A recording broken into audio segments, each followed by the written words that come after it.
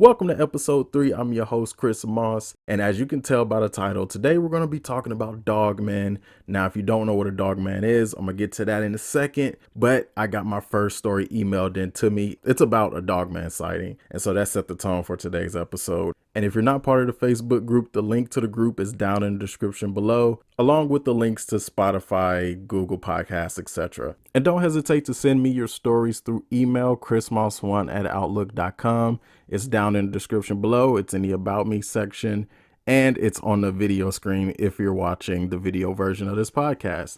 So the email is everywhere. And if you become part of the Facebook group, you can also Facebook message me your story. So don't hesitate. I take stories and privacy very seriously. So if you would like to remain anonymous, that is perfectly fine, and we can do that. And if you're new to the concept of Dogman, what a Dogman is basically a bipedal canine-like animal with the torso of a human. And to maybe oversimplify it, think of a werewolf, but without the whole aspect of a person turning into a wolf. Take away the transformation aspect and you have a Dogman, which honestly is a inaccurate term. It technically should be called Wolfman or Man-Wolf. And to go into more detail, these creatures have been reported to be at least 7 feet tall, if not more. And instead of paws, they have hands. Think of like really large raccoon hands. Some sightings have reported the ears being pointy, similar to Doberman's ears. Sometimes they'll switch in between walking on 4 legs and walking on 2. And the scariest thing about them, besides their existence, is their intelligence. They know how to open doors, they know how to solve problems, and they know what guns are. Now, I'm not saying they know what guns are by name, but they do know that whenever this metal thing is pulled out and pointed at them, typically it does not end well or it ends in pain. And if I missed any other traits about these things, let me know down in the comments below. Now, this story that was emailed to me comes from a woman who believes she saw what we call a Dogman when she was a little girl, but she does wishes to remain anonymous because she works a career that people might deduce who she is, and she doesn't want this story risking her career. So for sake of privacy, I'm just going to call her Sarah. Now, this took place in 1988 in Grayling, Michigan. Really early one morning, she didn't specify the time.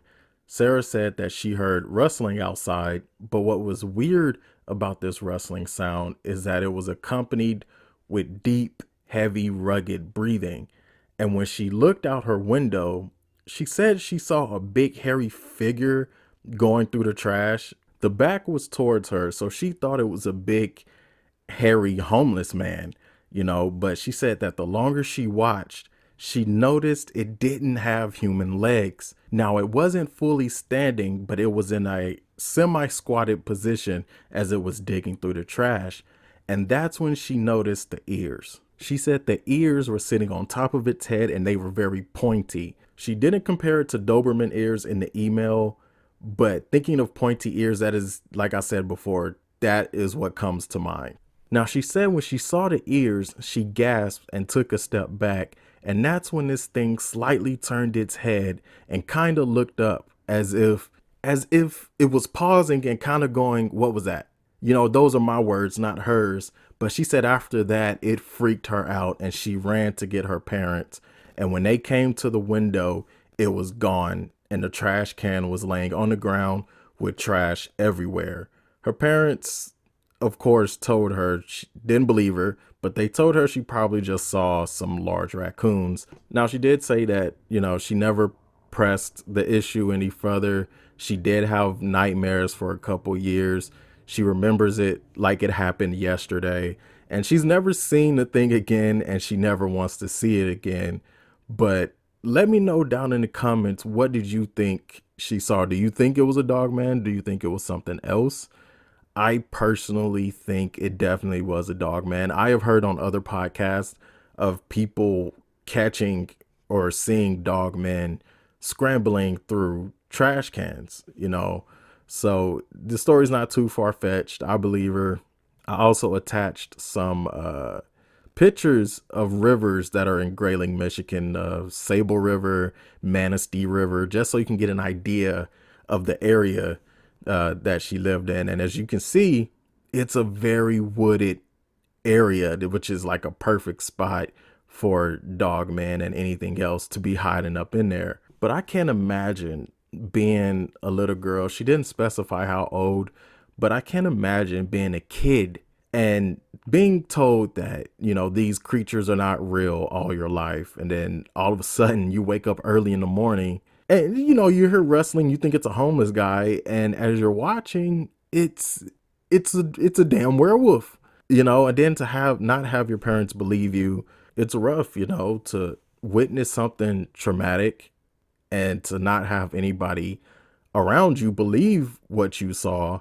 You know, it makes you feel like you're going crazy. You're trying to cope with the fact that you've been told these things don't exist, and all of a sudden they do, and nobody's believing you. You can't go to a therapist because then they'll start drugging you up, throw you, you know, in an insane asylum. And so that's what these podcasts are for. You know, we want to, me and other paranormal podcasts, we want to create, I can't speak for everybody, but I know at least for me, I want to create a safe haven, you know, for people who witness these traumatic things, because I'm also in college studying to get my master's in counseling psychology.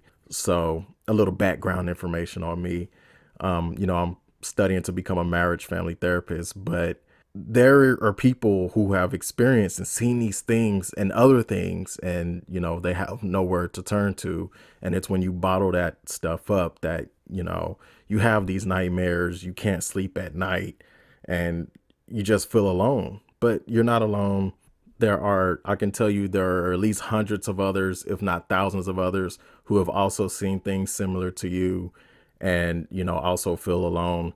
But you can come to my podcast or any other podcast that you trust and feel comfortable with, and, you know, tell your stories. Now, the way I was introduced to Dogman is actually kind of weird, because back in 2019, I had a dream that me and my friends were in a pickup truck, something like a Ford F-150, and we were being chased by this humongous wolf. I mean, this was the biggest wolf I have ever seen in my life, and it was keeping up. We were on the road, the wolf was in the woods, and it was running next to the truck, but matching the truck's speed. I was in the back of the truck, the pickup part, and I just remember just being scared shitless. And then the wolf kind of, you know, drops back a little to be completely behind the truck, and then comes onto the road with us. And this wolf it was like a silver grayish color, and it had symbols all on its body. And I can't for the life of me remember what the symbols look like, but I do remember that the symbols would change, like rapidly change, like from one symbol to another, and it was really quick, and it was chasing us on two legs. And I just remember it was so fast that its head would come close to the back of the truck, the pickup area where I was, and it almost felt like it was toying with us. Like if it wanted to catch us, it could. But the truck, like I couldn't see my friends' faces. All I know, I just felt like they were my friends. Like I knew they were my friends, but the truck was going super fast.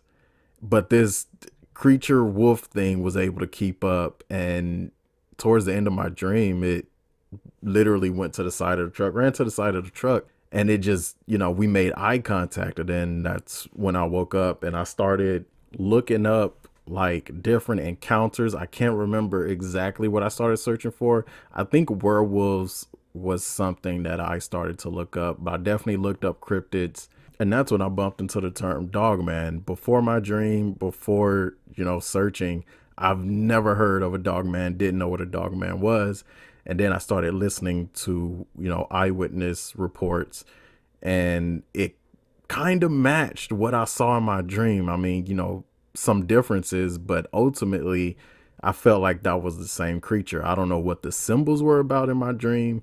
I kind of tried looking them up, but I didn't know where to begin. So I can't remember exactly what the symbols were, but that was freaky. That was weird. Let me know what your theories are on what my dream was. Like, what was up with the symbols? Was that a dog man? I'm pretty sure it was, but was it alien in nature? Let me know what you think down in the comments. Personally, I haven't had a dogman encounter or seen one, but I did have a weird situation happen while I was out hiking. Back in 2020, I was supposed to meet up with my friend on a hiking trail. He had went ahead of me. As a matter of fact, he was working his way towards the top of the trail.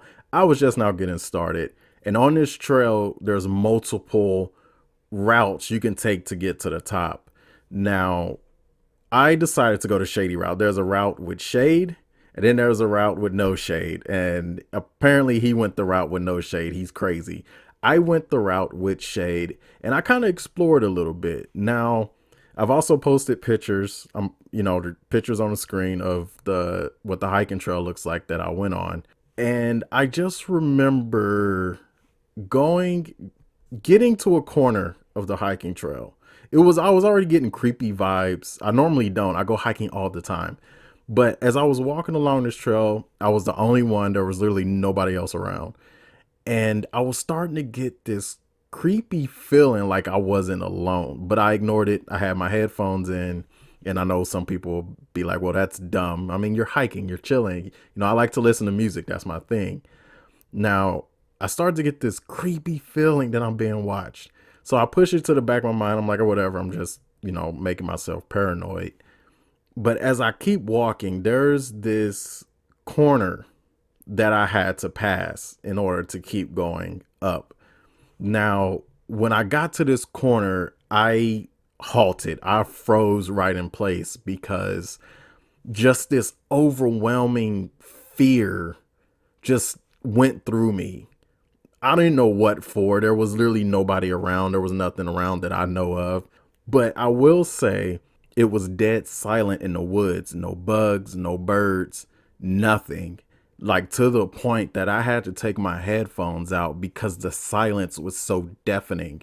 And mind you, I was blasting music in my ears, but I still, if this makes sense, felt or heard the silence of the woods that I just had to take my headphones out. And normally in the woods or forest, if everything goes quiet, that means there's a big predator around. Now, knowing this information does not help. And I'm sitting here just standing there with two options, either go forward or turn around and go back. Now, I start to go forward. I literally place one foot in front of me, and I got this sudden urgent feeling like turn around and go back now. That's what I felt like. Something was telling me, don't come around this corner, go back now. Now I'm facing this corner, and to my left is trees and the hiking trail going up to the top. And to my right is a downward slope that ends at a creek. There's a water creek down at the bottom of that slope.